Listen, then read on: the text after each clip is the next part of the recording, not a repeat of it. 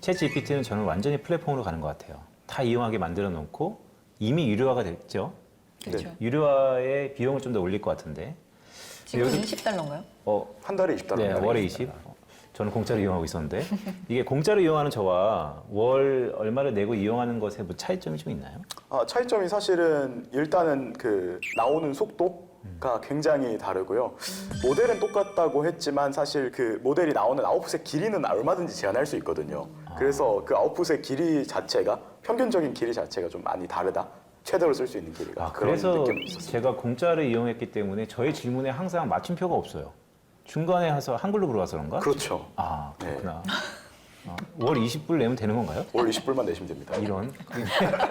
근데 영어로 물어보셔야 될 거예요. 아, 영어로 물어봐요. 네, 영어로 물어봐도 맞춤표가 안 찍을 때가 많던데. 영어로 물어보시고 네. 마지막에 한글로만 다시 대답해달라고 하는 게 제일 효과는 좋습니다. 챗 GPT는 귀찮아하진 않는군요. 귀찮아하지 않습니다. 월 20불에 챗 GPT에 마음을 살 수 있다. 네, 충분히 리즈너블한 것 근데 같습니다. 저도 영어로 물어볼 때가 조금 더 뭐랄까 구체적이고 정확한 답변이 나온다라는 인상이 있었는데 실제로 그렇군요. 실제로 왜냐하면 한국어 데이터셋이 얼마 안 되기 때문에 챗GPT에 들어간 게 영어로 얘기를 하고 그 다음에 한국어로 번역을 하는 게 좋은 것 같습니다. 한국의 수많은 똑똑한 천재들이 그 개발에 대한 필요성이 없어서 아니면 사업성이 없어서 아니면 이제 시작을 했나요? 한글화에 대한? 한국어 모델은 이미 그 국내 빅테크가 많이 하고 있었고요. 네. 코버트나 코어 GPT나 굉장히 많은 프로젝트들이 있었고 네. 아마 거기에 활용된 데이터셋은 충분히 이제 다시 챗GPT를 재학습시키거나 비슷한 거대 언어 모델을 만들거나 하는데 충분히 저는 활용될 수 있고 근시일 내에 뭐 나올 거라고 생각합니다. 아, 그래요? 최근에 챗 GPT의 그 포지션은 좀 독보적이다라고 할 수 있는 건가요? 충분히 독보적인 것 같습니다. 그래요? 대체가 불가능한가요? 아직은? 대체가 불가능하다기보다 저는 선점 효과는 조금 선점 있을 효과는? 수 있는 것 같아요. 확실히. 왜냐하면 이제 거대 언어 모델이라는 게 사실 하는 일은 거의 비슷하거든요. 그러니까 실제로 뭔가 프로덕션 레벨에 들어가면 결국에 어떤 모델이든 내가 하고 싶은 일에 맞춰서 데이터를 구해서 파인 튜닝은 해줘야 돼요. 근데 그 백단에 있는 거대 언어 모델을 뭘 쓰는가는 사실은 조금 선점이나 이제 고객이랑 그 대화한 케이스가 훨씬 많은 그런 오픈AI가 좀 더 유리하지 않을까. 여기서 고객은 이제 챗GPT의 고객. 네. 대표님도 같은 생각이십니까? 솔직히 전 잘 모르겠어요, 그 부분은. 왜냐하면 기본적으로 이제 많이들 들으셨겠지만 그 언어 모델을 만드는데 사람이 뼈를 갈아 넣은 거잖아요. 그러니까 맞다 틀리다를 사람들이 다 해줬다는 거 아니에요. 결국은 노가다를 한 거죠. 노가다를 한 거죠. 그래서 저는 약간은 이제 좀 안쓰러웠다고 느꼈던 게 뭐냐면 이제 기계를 위해서 내가 일을 한 다음에 판단은 기계가 하는 상태가 된 거죠. 사람은 기계에다가 인덱스 붙이는 일만 하고 그 인덱스를 붙여준 걸 가지고 기계가 판단한 다음에 내가 받아들여야 되는 이상한 상황? 아, 이거 되게 인문학적으로 생각해 보게 되네요. 좀 이상하잖아요. 내가 사람들끼리 다 붙여줬는데 그거에서 만든 결과로 판결을 내릴 때는 얘가 말이 맞다고 해줘야 되는 상태가 된 거잖아요, 지금. 그래서 이거를 마지막에 어떻게 풀까? 저는 현재 챗GPT의 상태는 사실은 내가 그 기계를 위해 일했다기보다는 조금 좀 일을 잘 못하는 신입을 좀 가르쳐 줬다 그런 느낌에 가깝다고 보는데 왜냐하면 뭐 제가 걔 말을 믿는 게 아니라 제가 그냥 일만 시키고 그 결과를 받아오는 건데 일 시키고 결과를 받아오려면 사람도 처음에 이제 신입이 오면 가르쳐 줘야 되잖아요. 맞습니다. 네, 그러니까 좀 그냥 가르쳐 주는 느낌인 것 같아요. 저는 대신 이제 엄청나게 많은 사람들이 엄청나게 많은 분야에 대해서 한 명의 신입한테 가르쳐 준 거다. 그 정도. 결국 챗 GPT가 작동하는 원리는 과거의 많은 빅데이터들을 통해서 확률적으로 맞는 결과물을 내는 겁니다. 그런데 언제든 이게 조작되지 않을까라는 우려감이 있어요. 예를 들어서 한국인 같은 경우는 애사심이 있으니까, 애국심이 있으니까 독도는 누구 땅인가? 라고 하면 우리는 독도는 한국 땅이다 라고 얘기를 하지만 지금부터 이 시간부터 일본에 아니 중국에 수많은 사람들이 독도는 일본 땅이야 독도는 중국 땅이야 라고 많은 레코드와 데이터를 넣으면 한 5년 뒤에 챗 GPT가 모르겠다 아니면 독도는 확률적으로 중국 땅이라고 얘기하는 사람이 더 많다라고 결과가 나올 수도 있을 것 같아서 그거에 대해서는 어떻게 우리가 판단해야 될까요? 그거는 이제 사용자 딴에 좀 문제인 것 같습니다. 예를 들어서 예전에 페이스북에 언어 모델을 하나 풀어놨을 때 그 미국 극우 지지자들이 계속 맞아요. 그런 메시지를 보내서 사실 그때 이슈가 됐잖아요. 극우적인 얘기를 계속하는 그런 문제들이 있었는데요. 결국에는 근데 생각해 보면은 만약에 그런 모델이 없었어도 그런 글을 쓰는 사람들이 없지는 않았겠다라는 생각은 있어요. 그래서 결국에 그걸 잘 걸러 보는 건 사람의 일인 것 같고 대신 그 걸러 보는 게 조금 더 중요해지는 건 맞는 것 같아요. 왜냐하면 그런 페이크 뉴스나 아니면은 뭐 이제 자신의 이제 조금 어떻게 보면 사회적으로 그릇된 의견을 많이 스프레드할 수 있는 그런 환경이 만들어진 건 맞으니까 챗GPT나 언어 모델들 때문에. 그래서 저는 앞으로 좀 이런 생각을 해봤어요. 어떻게 보면 지금 무료로 풀려 있는 콘텐츠들, 예를 들어서 그냥 재미를 위한 뭐 인스타그램 쇼츠나 유튜브 쇼츠나 이런 것들은 거의 조회수를 기반으로 올라가고 그래서 굉장히 획일화된 그런 취향을 많이 보여주잖아요. 사람들을 중독되게 하고. 그래서 저는 좀 하고 있는 연습이 뭐냐면 컨텐츠는 웬만하면 돈을 주고 사서 보자. 좀 걸러오고 가슴 떨리는 얘기입니다. 네, 그런 시대가 오고 있죠. 네, 그래서 컨텐츠는 좀 내가 원하는 컨텐츠, 내가 받아들여야 되는 컨텐츠가 무엇인지 정확히 인지하고 좀 비용을 지불하고 보는 그런 습관을 들이면 챗GPT가 만들어내는 그런 어떤 그릇된 정보에 많이 편향되지는 않을 것 같다. 개인의 문제다라고 생각합니다. 나중에 챗 GPT를 만든 회사에서 이런 청구가 들어오면 어떡할까요? 예를 들어서 어떤 컨텐츠를 만들었어요. 예찬님이 만들었습니다. 근데 그게 전 세계를 감동시켜서 수백만 빌리언의 가치를 받았어요. 그런데 어느 순간 갑자기 챗 GPT가 소송을 겁니다. 이 컨텐츠의 기여도는 내가 했다. 물론 우리는 주장할 수 있죠. 내가 질문하고 내가 답을 이끌어냈는데 이건 내가 PM 역할을 한 거지. 하지만 챗 GPT가 그 안에 들어갔던 모든 컨텐츠의 컨트리뷰트의 대부분은 나의 정보에 의해서 됐다라고 했을 때 이건 어떻게 구분해야 될까요? 저는 사실은 그러면은 그 웹사이트에 있는 데이터 소스에다가 내가 준 로열티 다 나눠줄 거 아니면 그러지 말자라고 할 것 같습니다. 결국에 챗GPT도 데이터를 웹에서 많이 스크래핑해서 만들어진 무언가잖아요. 그래서 그 검색이나 프로세싱을 조금 더 빠르게 해주는 툴일 뿐이지 뭔가 챗GPT가 실제로 컨트리뷰션을 하나라는 건 논란의 여지가 있을 것 같습니다. 만약에 컨트리뷰션을 했다라고 해도 챗GPT 모델이 컨트리뷰션한 부분도 있겠지만 애초에 그 데이터의 원작자들이 컨트리뷰션한 부분들도 있는데 뭐 그것까지 다 나눠줄 수는 없잖아요, 현실적으로. 그렇죠. 그렇게 되면 결국에 내가 그냥 툴을 쓴 거다. 나는 그냥 전 못할 것 같아요. 네, 파워포인트 만들었다고 그 마이크로소프트에서 소송 걸지 않으니까. 그렇죠. 얘기를 들면 들수록 결국 비슷한 것 같아요. 챗 GPT건 아니면 다음에 나올 넥스트 GPT건 결국 어떤 사람이 어떤 소양을 가지고 네. 이것을 이용하느냐에 따라서 우리가 사는 사회가 더 잘 될지 아니면 더 안 될지에 대해서 방향성이 결정될 것 같은데 그럼 아이러니컬하게도 이 챗 GPT가 범용화가 되면서 또 다른 인문적인 교육이 훨씬 더 부가가치를 좀 있어야 되지 않을까라는 생각도 좀 드네요. 인문적인 교육이라는 표현도 되게 저는 요즘 별로인 것 같아요. 그러니까 뭐냐면 죄송합니다. 그러니까 인문적이라는 단어가 되게 인문적이란 뜻이 뭘까라는 질문이 던져지더라고요. 그러니까 자꾸 요즘은 인문학 강의로 들어야 되고 뭐 네. 사람을 이해를 잘해야 되고 뭐 계속 이런 얘기가 나오잖아요. 근데 그러면서 지금 유튜브에서 제일 많이 나오는 게 그 인문학 관련돼 있는 걸 GPT랑 화면 만드는 걸로 해가지고 동영상을 그냥 자동으로 만들어서 엄청나게 덤프를 하고 있어요. 예. 그래요? 그래서 막 검정색 화면에 이렇게 노자, 공자 나오고 예수님 나오고 부처님 나오고 막 해가지고 좋은 말만 하는 것들 5분, 10분짜리들이 이거는 제가 딱 봐도 이거는 사람이 만든 게 아니구나. 말도 사람이 만든 게 아니고 컨텐츠도 사람이 만든 게 아니고 거기에 옆에 동영상 붙은 것도 사람이 만든 게 아니고라는 느낌이 확 와요. 근데 그게 완전히 덤프되고 있거든요. 그 얘기가 뭐냐면 어떻게 생각하면 우리가 인문학 하면서 그런 이제 좋은 말 하는 걸로 되게 현혹됐는데 그거를 인공지능이 우리에게 주입을 시키나 이런 느낌이 드는 정도거든요. 근데 그러면 진짜 인문학이 뭔지를 한번 생각을 해보고 그리고 이제 우리가 진짜 뭐 ESG 이런 거 하면서 계속 얘기를 하지만 진짜 내가 세상에 어떤 기여를 하고 살고 있는지 이런 부분들은 솔직히 생각 안 하고 다 돈 벌려고 하는 거잖아요. 아닙니다.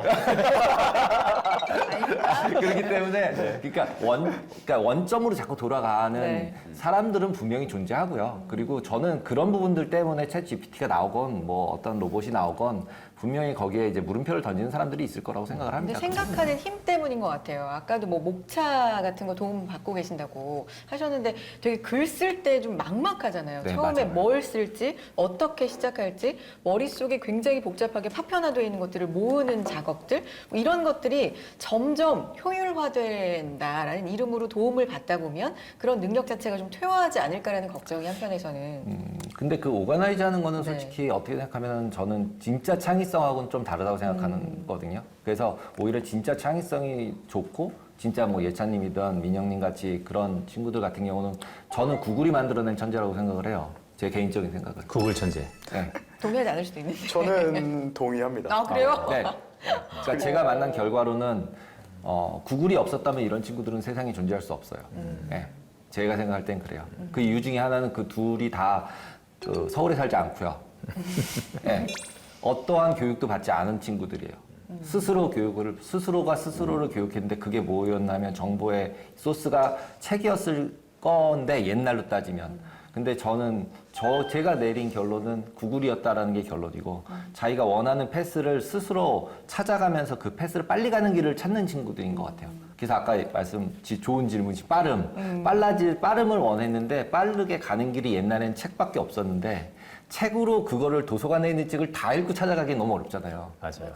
근데 구글은 내가 원하는 패스를 되게 잘 찾아갈 수 있는 능력이 있는 친구들을 굉장히 부스트업 시켜주는 근데 이제 지금 챗 GPT는 그거를 더 부스트업 해주는 물건이 나와버린 거예요. 그러니까 와. 오가나이즈가 안 되는데도 그 패스를 찾아서 만들어주는 역할까지 하고 있어서 와, 이 향후에 더 내려갈 것 같아요, 나이대가. 저는 사실 그 오가나이징이 되는 능력이 퇴화되지 않느냐고 여쭤보셨는데 네, 네. 저는 솔직히 퇴화돼도 되지 않을까라는 생각을 해요. 그렇습니까? 네. 퇴화돼도 이거는 예상치 못한 대답이. 아니 뭐 예를 들어서 이제 엑셀이 나오면서 이제 사실 수식을 직접 손으로 필사해서 계산하는 능력은 많이 필요가 없어졌잖아요. 저희가 그런 소수점 계산을 손으로 하고 있지는 않으니까. 근데 이제 그런 이런 거죠. 부분도 물론 있지만 요새 챗 GPT를 시나 소설 만들어줘 이런 쪽으로도 활용을 하다 그렇죠. 보니까 그런 부분은 좀 올거나이즈 단순한 부분이 아니다 보니까 그런 생각도 할 수 있을 것 같아요. 걱정은. 근데 걔가 만든 거를 네. 진짜 모든 사람이 너무 섹스피어가 될 수 있을까요? 그건 아닐 것 같다는. 그래서 질문을 네. 셰익스피어 풍으로 만들어줘 이런 식으로 하더라고요. 근데 이제 섹스피어 풍으로는 만들 수 있지만 섹스피어는 안 된다는 거죠, 제 얘기. 제 얘기는 섹스피어는 누군가 있다는 거죠. 원작자는 결국은 나올 수밖에 없고 그걸 짜집기 한 걸로 누군가의 모든 사람의 팬덤을 만들 수 있기는 되게 어렵지 않을까라는 생각이고 저의 요즘에 그것도 팬덤이거든요, 팬덤 결국.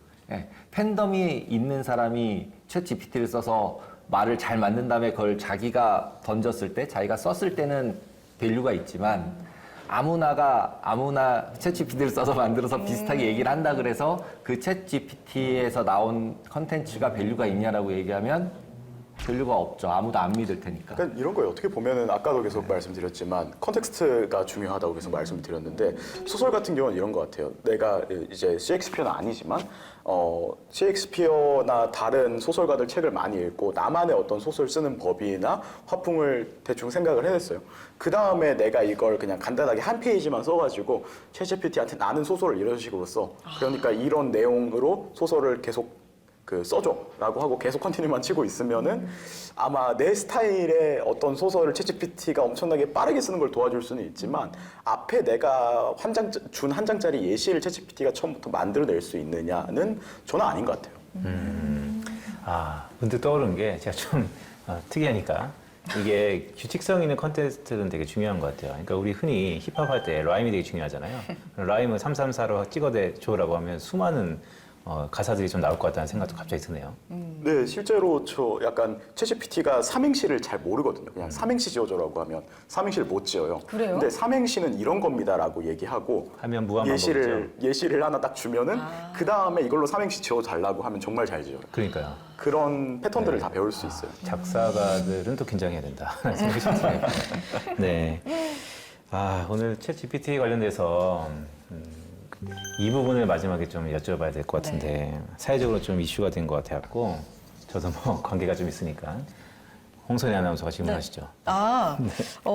저작권 말씀하시는 맞습니다. 거죠? 네. 네. 최근에 저작권 이슈가 이제 챗 GPT 나오면서 유튜브 표절 문제도 이제 있고 해서 조금 더 얘기가 이 부분은 더 생각도 필요하고 논란이 될 것 같아요. 얘기가 필요할 것 같은데 어떻게 보시는지 의견 좀 듣고 싶어요. 저는 그래서 아까 처음에 말씀드렸듯이 팬덤 또는 자신의 캐리어가 더 중요하다고 생각을 해요. 막 짜집어서 만들어 놓은 데이터에 있다면 보통 이제 논문 쓰거나 그럴 때 출처를 붙이잖아요. 그리고 이제 빙이랑 이쪽으로 넘어가면 이제 출처가 조금씩 붙어요. 말할 때 내가 이거 뭐에서 가져왔다라는 게 붙어서 밑에 보이거든요. 그것처럼 결국은 내가 어떤 사람이고 내가 어떤 캐리어로 살아왔고 내가 어떤 교육을 받았다라는 앞부분이 굉장히 더 중요해지는, 그냥 점프했을 때 그 사람에 대한 밸류를 쳐주기가 굉장히 어려운 세상으로 가야 되지 않을까? 그게 이제 아까 얘기한 저는 돈 내고 산다는 거랑 비슷한 것 같아요. 내가 만들어서 내가 그 밸류를 돈 내고 샀다면은 그 사람을 인정하고 사는 거잖아요. 돈 안 내고 퍼오는 거는 밸류를 인정 안 한 거고, 컨텐츠를. 네, 네. 그러니까 그 산다는 것 자체가 결국은 그 사람에 대한 밸류를 매겨주는 거? 그게 이제 조금 더 나쁘게 얘기하면 결국은 사람에 대한 가치를 돈으로 매조하는 세상으로 바뀌지 않을까? 그런 부분이기 때문에 더 이런 챗GPT나 이런 게 나올수록 더 양극화가 되면서 이런 사회적 문제는 더 발생을 할 것 같다라는 생각이 듭니다. 그래서 그 저작권 문제는 결국은 매저를 당할 수밖에 없다. 근데 애매한 부분이 있는 것 같아요. 그렇죠? 컨텐츠를 살 때 그 사람의 뭐 커리어라든지 이런 것들이 좀 더 중요해진다. 근데 그런 걸 모르고 소비한 사람들은 나중에 뭔가 배신감을 좀 더 느낄 수도 있고 네. 이런 좀 애매한 지점이 있지 않을까? 그러니까 이제 아까 돈 내는 게 저는 네네. 제일 정확하다고 생각해요. 네. 돈 내고 산 컨텐츠에 대한 건 저 사람 거라고 생각하고 산 거잖아요. 돈을 안 내고 산다는 얘기는 저 사람이 만든 거가 저 사람이 안 만들었을 수도 있고, 지금 얘기하신 것처럼 그 사람이 창조해낸 컨텐츠가 아닐 수도 있고 저 사람의 의견이 아닐 수 있는 거죠. 막 짜집을 거 있을 수 있잖아요. 근데 그걸 돈 내고 사고 싶진 않잖아요. 네. 근데 그 사람이 정말 어떤 컨텐츠나 어떤 히스토리가 있어서 이 사람이 얘기한 게 밸류가 있을 것 같으니까 돈을 내고 사는 거잖아요. 그러니까 이제 네이버 프리미엄 컨텐츠나 이런 것 같이 돈 내고 계속 보게 하는 것들도 저는 되게 좋은 영향력인 것 같다는 생각도 들어요. 저작권 이슈 어떻게 보세요? 어떻게 보면 그 저작권 이슈는 아까 말씀드렸던 대로 사실은 내가 챗GPT라는 툴을 잘 써서 뭔가를 만들어낸 거기 때문에 저작권 이슈는 저는 사실은 굉장히 명확하다고 생각해요. 사람한테 있다라고 생각하는데 뭐 케빈 강 대표님 말씀하신 것처럼 저도 사람의 아이덴티티나 인사이트가 훨씬 좀 중요한 시대가 올 거다라고 생각해요. 왜냐하면 제가 그러니까 글을 되게 못 쓰거든요. 그러니까 미디엄의 아티클을 여러 개 쓰는데 왜 이렇게 로봇같이 쓰냐고 사람들이 얘기를 많이 하더라고요. 이미 AI 안 썼는데도 로봇 같군요. 네, 제가 직접 네. 썼는데 왜 이렇게 로봇같이 쓰냐, 문장이 호응이 안 되고 어색하다라는 코멘트를 가끔 들었는데 이제 대신 이제 사람들이 가끔 그냥 그 속에 숨어 있는 인사이트나 의미는 되게 좋게 봐주시거든요. 그래서 결국에 저는 챗GPT가 제일 저한테 유틸리티가 있는 건 뭐냐라고 하냐면 그냥 제 인사이트나 제 생각을 좀 커뮤니케이션 하는데 도움을 많이 주는 것 같다. 그러나 걔가 원작자인가 하면은 아닌 것 같다. 그런 것 같습니다. 코어 컨텐츠와 그거를 포장하고 딜리버리하는 챗GPT가 훨씬 더 예찬님의 가격을 높이 부스팅한다 생각이 들어요. 네, 저는 이 질문으로 좀 마무리를 하면 어떨까 네. 싶은데 사실 오늘 챗 GPT에 대해서 여러 얘기를 했는데 이 시간도 좀 부족할 것 같아요. 워낙 얘기할 게 많고 지금 논란되고 있는 부분도 많고 근데 결국에는 중요한 건 우리가 4차 산업혁명 얘기를 몇 년 전부터 했잖아요. 근데 이게 좀 전 모호했다고 생각하거든요. 이 안에 들어있는 것도 상당히 많고 근데 한 2년 전에 메타버스가 굉장히 유행할 때도 붐이었다가 지금 보면 메타버스? 뭐 그렇잖아요. 좀 식었잖아요. 해고점이죠. 그러니까요. 마음이 아픕니다. 그러니까요. 정말 마음이 아파요. 메타버스는 맞아요. 역사의 뒤안길로 가는 거 아닌가라는 우려감이 있는데 그래서 이것도 트렌드지 않을까 뭐 이런 거죠. 지금은 이렇지만 2년 뒤, 3년 뒤에는 누군가의 말처럼 이게 세상을 뒤집어 놓을 마치 스마트폰의 처음처럼 그런 게 될 것인가 아니면 이것도 한때 붐일 것인가가 또 얘기가 좀 돼야 될 것 같은데 어떻게 보시는지요? 저는 네.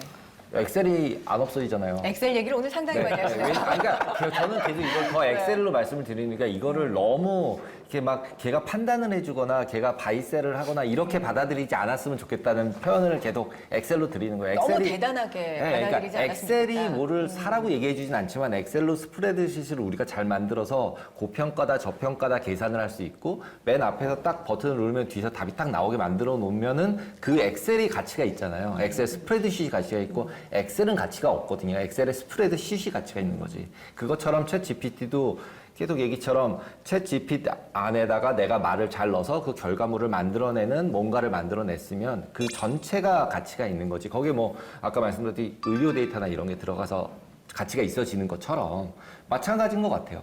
예, 그렇기 때문에 이렇게 된 툴은 엑셀은 안 엑셀과 유사한 그런 툴은 안 없어지잖아요. 그러니까 어떻게 보면은 메타버스는 이 세상을 바꿔보겠다고 너네들은 캡슐로 들어가라. 그리고 너의 아바타는 저기서 놀 거다.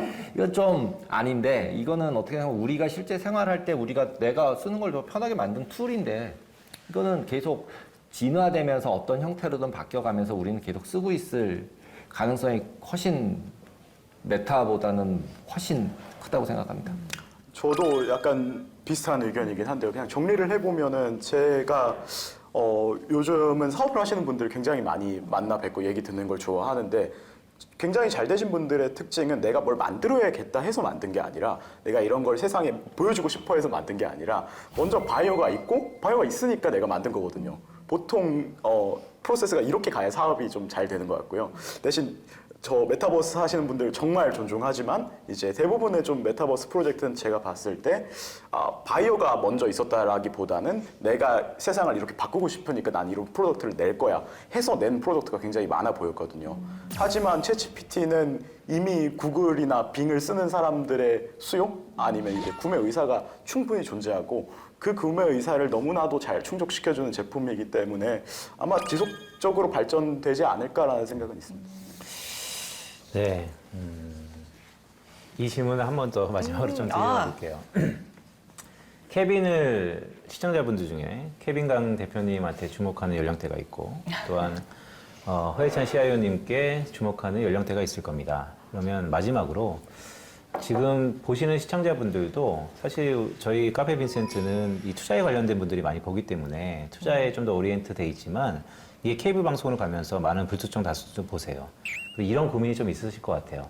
챗 GPT 이제는 좀 옵션이냐 아니면 필수냐 여러 가지 얘기가 있는데 케빈 강님이 개인적으로 챗 GPT를 썼을 때 이전과 이후가 내 삶이 이렇게 좀 달라졌다라는 것이 하나씩 좀 있을까 싶습니다. 아까 처음에 얘기했던 거랑 똑같은 것 같아요. 제가 책을 써보려고 했는데 손도 대기가 어려웠었거든요. 근데 일단은 그게 탁 나오자마자 와 이거 있으면 나 쓸 수 있을 것 같아. 예, 이런 느낌이 들었어요. 그러니까 결국은 사용을 한다는 거죠. 다른다는 거죠. 해볼 수 있는 게 더 많아진 거죠, 제가. 예.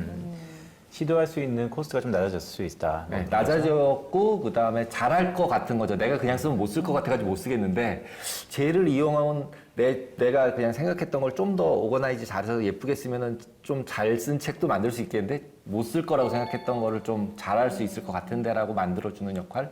아, 이거는 이렇게 해석할 수 있을까요? 시니어 아니라고 말씀하시지만 살아온 인생에 많은 경험이 있으신 분들, 최근에 이런 기술적인 트렌드에 잘 적응이 안 돼서 뭔가 좀 모호하지만 아들한테, 손자한테 물어보기 좀 모호했던 부분들, 이런 부분들을 챗 GPT를 통해서 뭔가 구현화할 수 있고 또 그게 노후의 돈벌이가 될 수 있는 가능성도 있다라는 것으로 해석해도 될까요? 그렇다고 생각이 들어요. 그리고 아마도 제 생각에는 그런 시니어가 됐을 때 글자도 커지고 이렇게 된 모바일 폰에서 이제 찍으면 물어보면 솔직히 애들한테 물어보면 이제 혼나면서 배우잖아요. 어머니들이. 근데 이제 그런 것들을 얘한테 물어볼 수 있는 뭔가의 새로운 툴이 나오지 않을까? 그런 건 당연히 나와서 그런 도움을 주는. 키오스크 쓰는 법 모르는데 여기서는 키오스크 쓰는 법 알려줘 그러면 얘가 이렇게 이거 누르세요 그러면서 좀 더 가이드를 친절하게 해주는 그런 류의 그걸 위해 또 뭔가를 배워야 되네요. 아니죠. 그러니까 그거를 되게 쓰기 쉽게 만든 뭐가 나와야 돼요. 지금 이제 다 쓸 수 있는 건데 못 쓰는 분들이 네. 계신데 그걸 아주 카카오톡 다 쓰시잖아요. 네. 처음에 카카오톡도 다 못 쓰셨었어요. 어르신들.